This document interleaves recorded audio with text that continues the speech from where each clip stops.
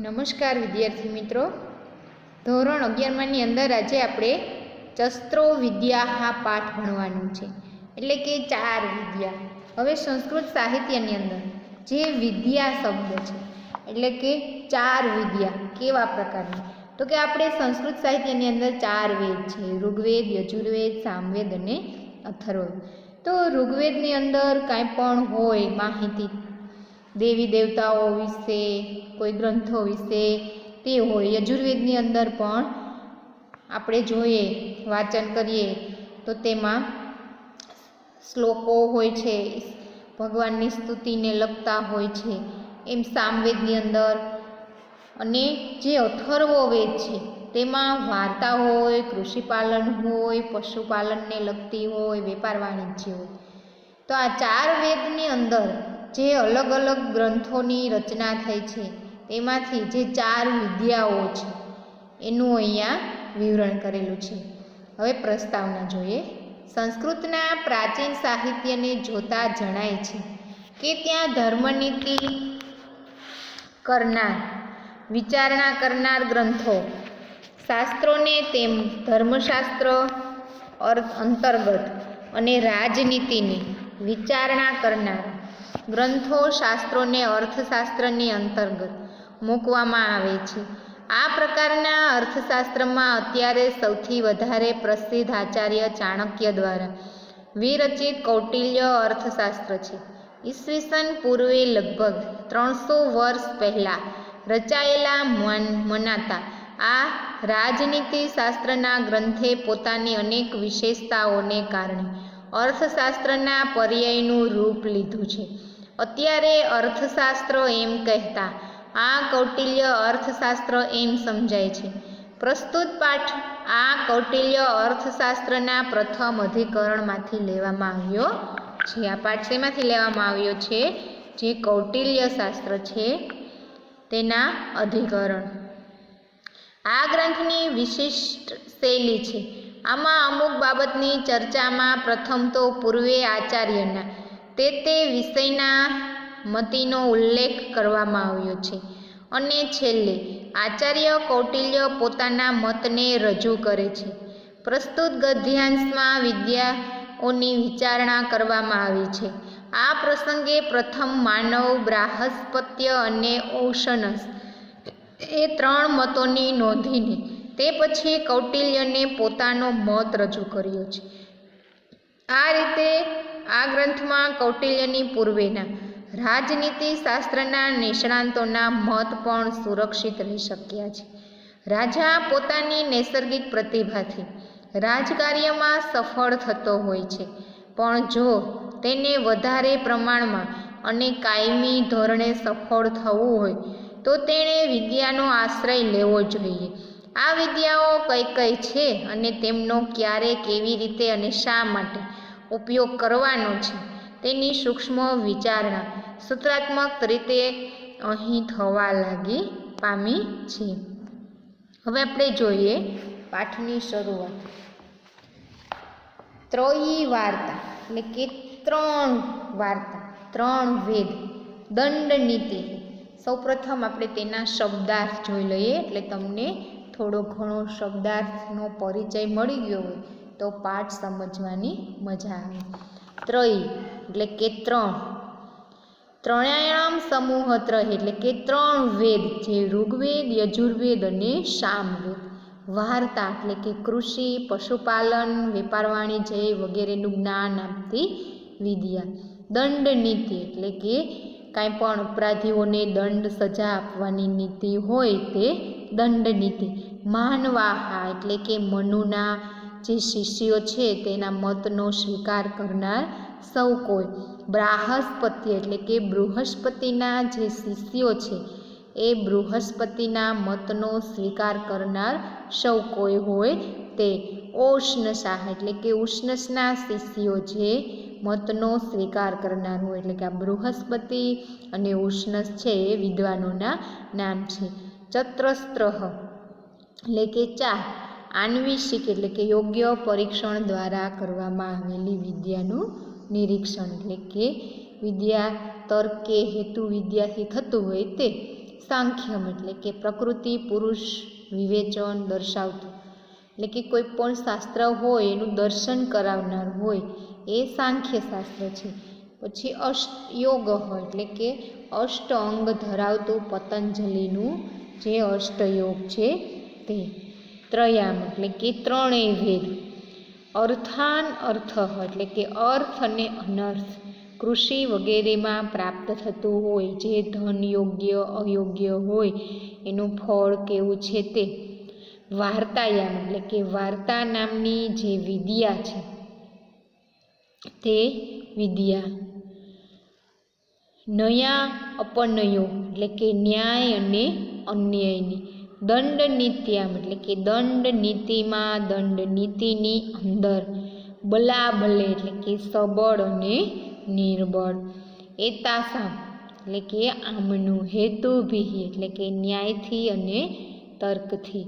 અન્વીક્ષમાણ એટલે કે પરીક્ષણ કરાતી તપાસ કરાતી. લોકસ્ય એટલે કે પ્રજાનું અને સમાજનું. ઉપકરોતી એટલે કે ઉપકાર કરવો, ઉપકાર કરે છે. વ્યસને એટલે કે આપત્તિમાં અને મુશ્કેલીમાં. અભ્યુદય એટલે કે ઉન્નતિમાં અને પ્રગતિમાં સુખકારીની સ્થિતિમાં હોય તે.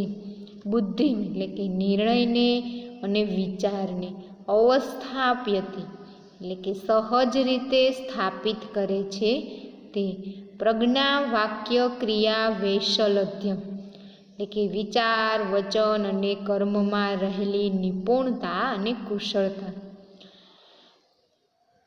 હોય તે સંપન્ન કરે છે તે. સામર્જ્ય ઋવેદ એટલે કે સામવેદ ઋગ્વેદ અને યજુર્વેદ એમ જે ત્રણ વેદની અહીંયા વાત કરી છે. હવે એટલા શબ્દાર્થ છે એ પછી જોશું. પહેલાં પાઠ જોઈ લઈએ. ત્રયી વાર્તા એટલે કે ત્રણ પ્રકારની વાર્તા. ક્યાં ત્રણ? વાતો એટલે કે વેદ, ત્રણ વેદ ઋગ્વેદ યજુર્વેદ અને સામવેદ. દંડ નીતિશ્ચ માનવા એટલે કે અપરાધીઓને દંડ આપવાની જે નીતિ છે એ મનુના મતનું સ્વીકારવું છે.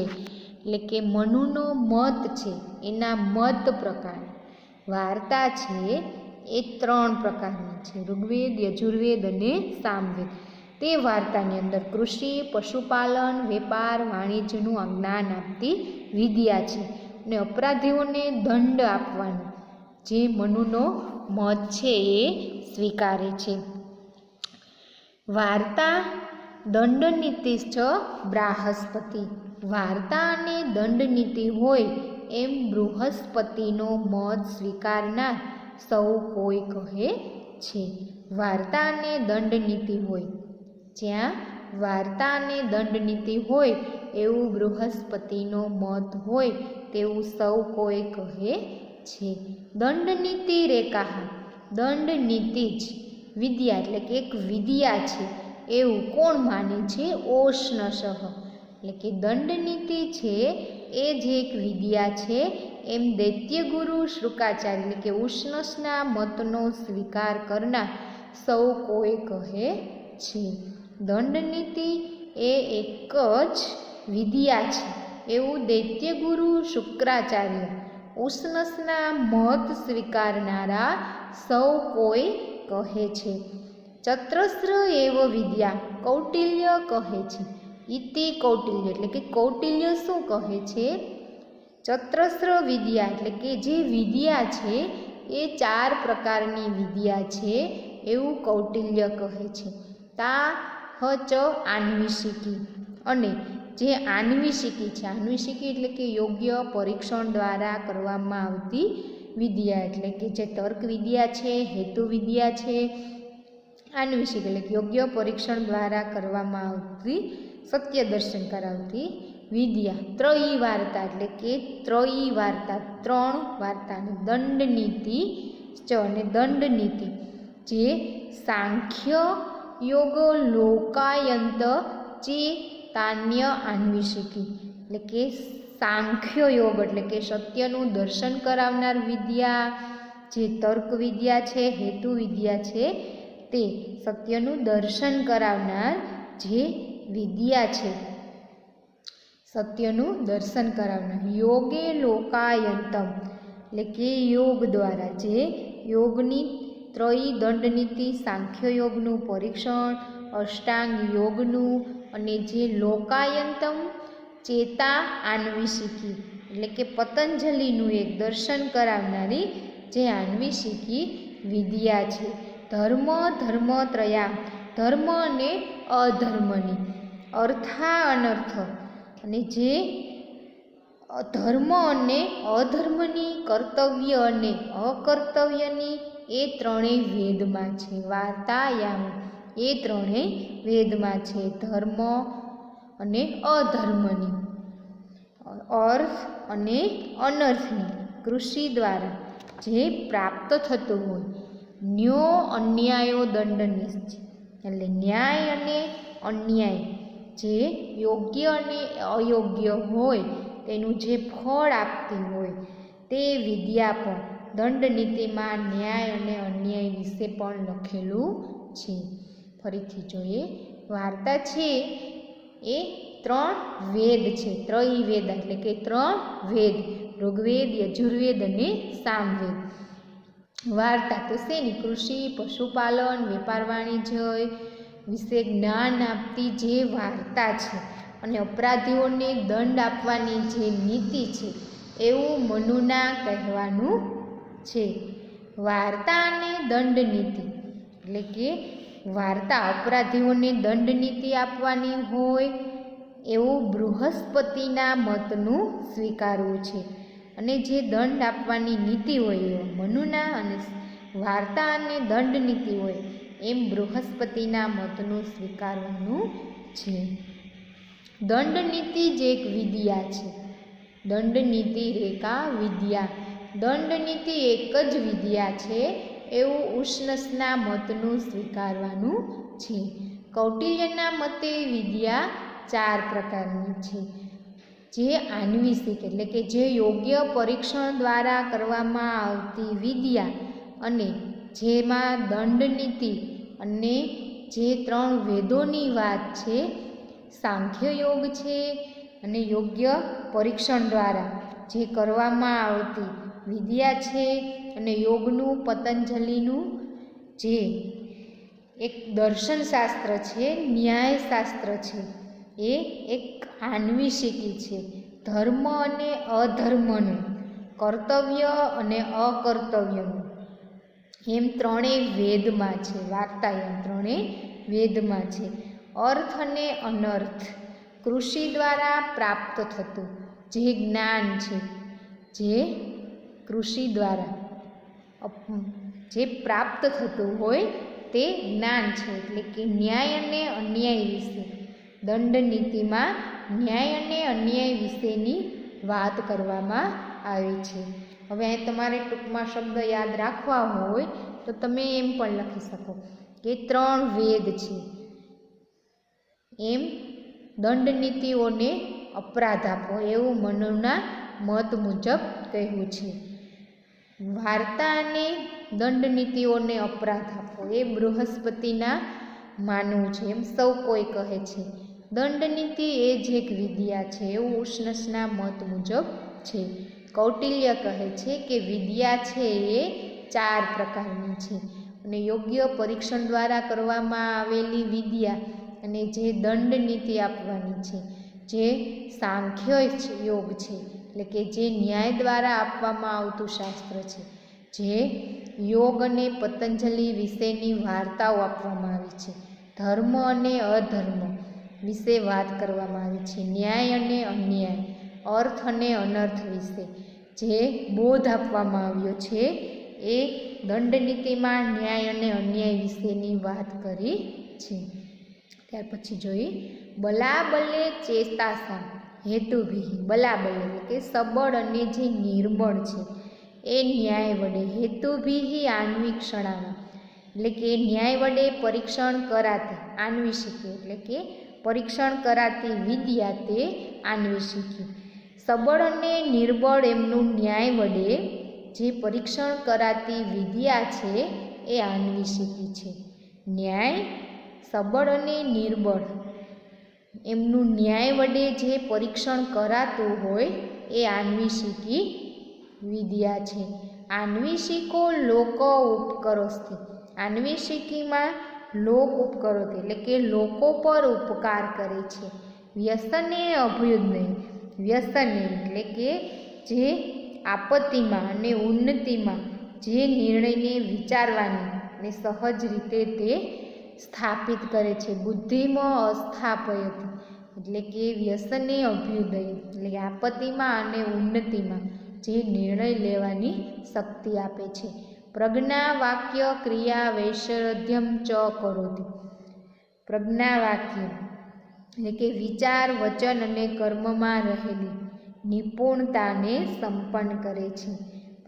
પ્રજ્ઞા વાક્ય ક્રિયા વૈશરખ્ય એટલે કે વિચાર વચન અને કર્મમાં રહેલી જે નિપુણતા છે એને સંપન્ન બનાવે છે.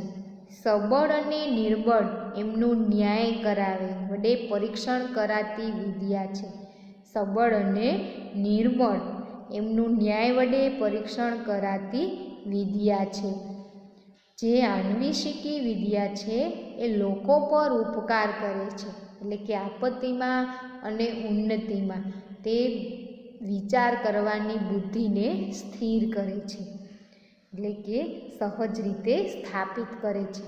પ્રજ્ઞા વાક્ય ક્રિયામ વૈશારધ્યમ ચ કરોતી એટલે કે વિચાર વચન અને કર્મમાં જે રહેલી નિપુણતા છે એને સંપન્ન બનાવે છે. વિચાર વચન અને કર્મમાં રહેલી જે નિપુણતા છે એને સંપન્ન કરાવે છે. આપણે અહીંયા સુધી ભાષાંતર રાખીએ છીએ. આટલું ફરીથી જોઈ લઈએ. 3 વેદ, ઋગ્વેદ, યજુર્વેદ, સામવેદ અને અથર્વવેદ. તેમાં કૃષિ, પશુપાલન, વેપાર વાણિજ્યની વાત કરવામાં આવે છે અને અપરાધીઓને દંડ આપવો એવું મનુના મત મુજબ છે. વાર્તા અને દંડ નીતિ હોય એમ બૃહસ્પતિના મતનું સ્વીકારવાનું છે. દંડ નીતિ એ જ એક વિદ્યા છે એવું ઉષ્ણસના મતનું મુજબ છે. વિદ્યા 4 પ્રકારની છે એવું કૌટિલ્યના મત મુજબ કહ્યું છે. આન્વીષિકી અને ત્રયી વાર્તા એ જ એક દંડ નીતિ છે જે સાંખ્ય યોગ છે, યોગ દ્વારા પરીક્ષણ કરાય છે, ન્યાયશાસ્ત્ર છે, ધર્મ અધર્મ, ન્યાય અન્યાય, અર્થ અનર્થ વગેરેની વાર્તાઓ છે જે ન્યાય અને અન્યાય વિશે દંડ નીતિમાં રજૂ કરે છે. સબળ અને નિર્બળ જે 4 પ્રકારના હેતુથી એટલે કે સબળ અને નિર્બળ છે એમનું ન્યાય વડે પરીક્ષણ કરાતું હોય તે વિદ્યાને આન્વીષિકી વિદ્યા કહે છે. તે આન્વીષિકી વિદ્યા છે એ લોકો પર ઉપકાર કરે છે. વ્યસનમાં અને આપત્તિમાં અને ઉન્નતિમાં વિચારવાની બુદ્ધિ શક્તિ આપે છે અને જે વચન અને વિચાર અને કર્મમાં રહેલી નિપુણતાને સંપન્ન કરે છે. હવે તમારે આના શબ્દાર્થ છે એ ખાસ પાકા કરવાના છે કેમ કે એક શબ્દાર્થના 2 અર્થ નીકળે છે અને અર્થ પણ મોટા મોટા નીકળે છે. એટલે તમારે ખાસ કરીને પહેલાં શબ્દાર્થ તૈયાર કરી લેવાના અને પછી પાઠનું ભાષાંતર છે એ ધીરે ધીરે સમજવાનું છે. તો આપણે અહીંયા ભાષાંતર પૂર્ણ કરીએ છીએ. પછીનું જે ભાષાંતર છે એ પછીના પીરિયડમાં જોશું.